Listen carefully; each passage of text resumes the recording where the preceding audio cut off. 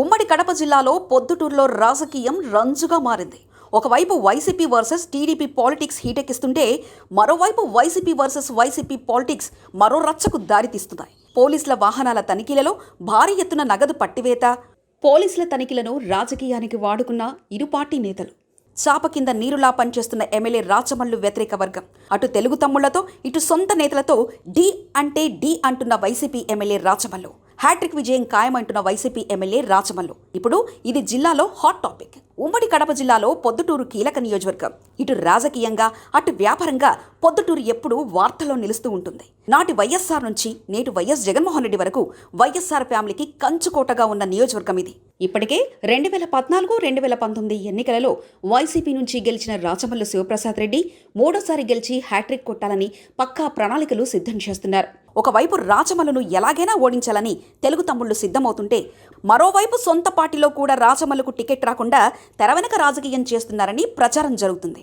ఇక scene cut చేస్తే, MLA Rachamallu, MLC Ramesh యాదవ్ల మధ్య జరిగిన సంఘటనలు తెలిసినవే. వీరిద్దరి మధ్య పచ్చగడ్డి వేస్తే బగ్గుమనేలా ఉంది. వైసీపీ పెద్దలు పలుమార్లు సయోధ్య కుదిర్చినా ఫలితం మాత్రం శూన్యం. ఇక ఎమ్మెల్సీ రమేష్ యాదవ్ బీసీ కోటాలో పొద్దుటూరు టికెట్ ఆశిస్తున్నారని ప్రచారం జరుగుతుంది.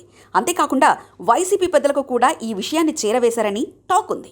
మరోవైపు కొత్తపల్లె సర్పంచ్ కొనిరెడ్డి శివచంద్రారెడ్డి కూడా పొద్దుటూరు వైసీపీ టికెట్ కోసం ముమ్మర ప్రయత్నాలు మొదలుపెట్టారని తెలుస్తుంది. ఈ మధ్యకాలంలో ఆయన మీడియాతో మాట్లాడుతూ, నాకు 40,000 ఓటు బ్యాంకు ఉందని, పొద్దుటూరు టికెట్ తనకిస్తే 30,000 మేజార్తో గెలిచి మా అధినేతకు గిఫ్ట్ ఇస్తానని చెప్పిన సంగతి తెలిసిందే. మరో అసమతి నేత వైసీపీ కౌన్సిలర్ ఇర్ఫాన్ బాషా కూడా ఎమ్మెల్యే రాచమల్లుకు వ్యతిరేకంగా పనిచేస్తున్నారు. తనకు పార్టీలో ప్రాధాన్యత ఇవ్వలేదని, కౌన్సిలింగ్ సమావేశంలో జరిగిన సంఘటనలో ఎమ్మెల్యే తనకు అండగా నిలవలేదని, అందుకే ఎమ్మెల్యే రాచమల్లుకు దూరంగా ఉన్నానని ఆయన చెప్తున్నారు. అయితే ఇర్ఫాన్ బాషా కూడా పొద్దుటూరు వైసీపీ టికెట్ ఆశిస్తున్నారని ప్రచారం జరుగుతుంది.